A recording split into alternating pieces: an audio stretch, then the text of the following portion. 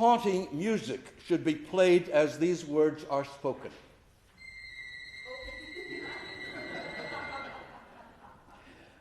Moses went up unto the cloud-covered Mount Sinai, where the glory of the Lord had settled, and entered the cloud. Dating from 565, St. Catherine's Monastery at the foot of the traditional Mount Sinai is the oldest continuously inhabited Christian monastery in the world.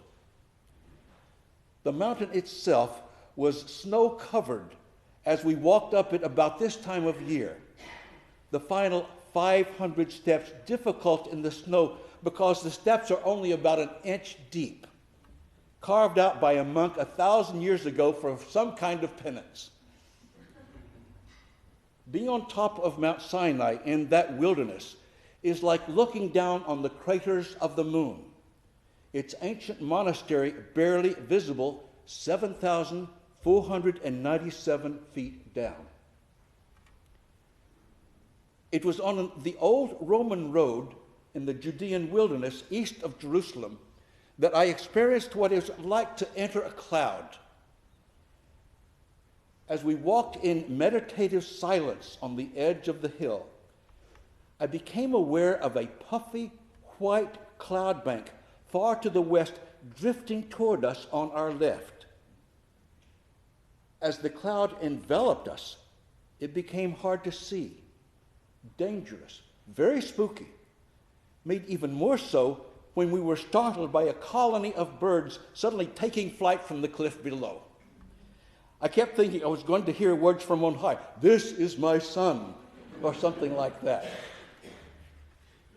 Banias, the Roman name Caesarea Philippi, was an ancient pagan holy place with the Jor River flowing out of a large cave, joining with the Dan River 8 miles south to become the Jordan River. Did you ever know that? The Jordan River. It was at Caesarea Philippi that Peter had claimed Jesus was the Messiah, the Son of the living God. 6 days after that experience, Jesus and his disciples left those Golan heights, heading south toward the Galilee. On the way, they walked to the top of Mount Tabor, another ancient holy place. I must tell you, it's scary going up Mount Tabor, not because of any mystical aura, but because the taxis drive up the narrow, very winding road at breakneck speed with no guardrails. We walked down. Mount Tabor rises up out of the Jezreel Valley, not too far from Mount Megiddo. Incredible symbolism because of the difference between the two. You see, Tabor is a real natural mountain. Megiddo, a mountain made of 23 cities built and destroyed, one on top of the other, which is why the book of Revelation represented it as the place where the end of the world would happen. You see, in Hebrew, Mount Megiddo is literally Har Megiddo, Armageddon. Inspiration versus destruction. So, what to make of the disciples' experience we heard in the gospel concerning the transfiguration of Jesus? My British friend, Canon Trevor Pitt, notes, this is a symbolic story. Moments at which earth and heaven, present and future, come together. Connecting Jesus with Moses' experience on Mount Sinai, Matthew never met a mountain he didn't like. But there's more. In the story, Jesus takes with him Peter, James, and John. Now, note Matthew's pattern of holy triangles. Peter, James, and John experience another threesome: Moses, Elijah, and Jesus. Plus, Trevor reminded me that in Jewish tradition, Moses and Elijah will appear at the end of history. So pondering this story, I had, I think, a transforming insight as it dawned on me. The disciples' realization that Jesus' teaching were totally connected, embedded in the law and the prophets, the same traditions as Moses and Elijah. In other words, sacred continuity. I came, Jesus said, not to abolish the law, but to fulfill it.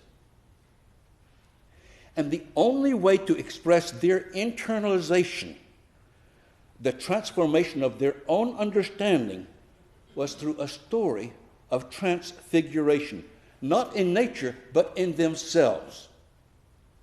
A new vision, as they saw the implications of what Peter had realized: Jesus is the Messiah. By the way, I don't know if you heard it this morning. Peter affirmed this thought in his second letter that we heard this morning. You will do well to be attentive to this as to a lamp shining in a dark place until the day dawns and the morning star rises in your hearts. For me, that's where the transfiguration happened, and happens, not in history, but in your hearts. How do you internalize that? Remember, we're talking about meaning here, not history. Nothing the eye could have seen at all. As Trevor again described, the disciples came too close to the sheer, blazing reality of God. Growing up, I kept thinking I was supposed to experience something weird and wild, like the story of Samuel being called by God, Shemuel, Shemuel, scared that I might hear, Ernest, Ernest. I still get shivers thinking about that. For me, faith came more from my wrestling with reality than it did from inspiration. Like some Bible stories, faith came more as a quiet realization, an affirmation, than an objective event.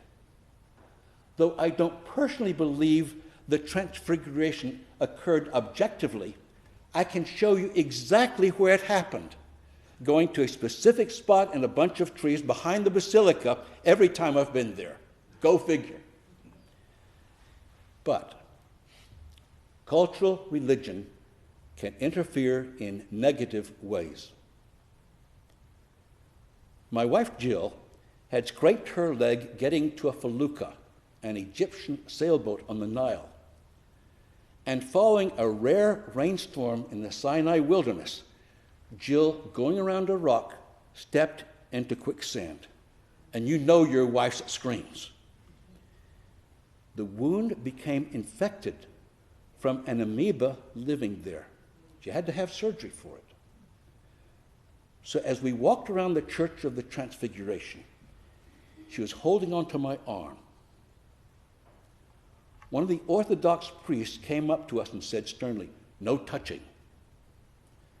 I learned a man holding my arm or hand would not have had that problem, but not women. I said, "My wife has an injured leg." Even louder, "No touching," just resounded through the basilica. Even in holy places, we have to be sensitive to cultural customs. Imagine all the social and worldview differences that have occurred since the time of Moses, Elijah, and Jesus.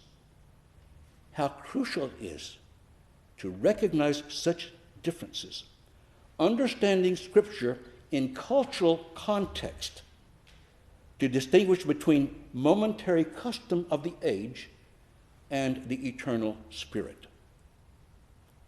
The lack of that distinction gets the church in lots of trouble.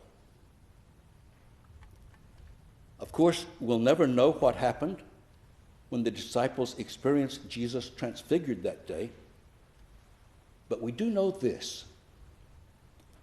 Whatever happened, it was so real to Peter, James, and John, they couldn't shut up talking about it. And here we are, 2,000 years later, still talking about it. That experience changed their lives as they realized a vision of life which was worth living for, ultimately worth dying for. That's pretty awesome. When I received Trevor's note last night on my computer, I liked his final paragraph better than mine. So I'm going to quote him. Lent begins this week, at the end of which we shall hear how Jesus takes the same 3 disciples away again, this time to a garden. It is the same story. Again, Jesus prays alone. Again, the sheer reality of God is revealed, this time in his acceptance of pain and suffering.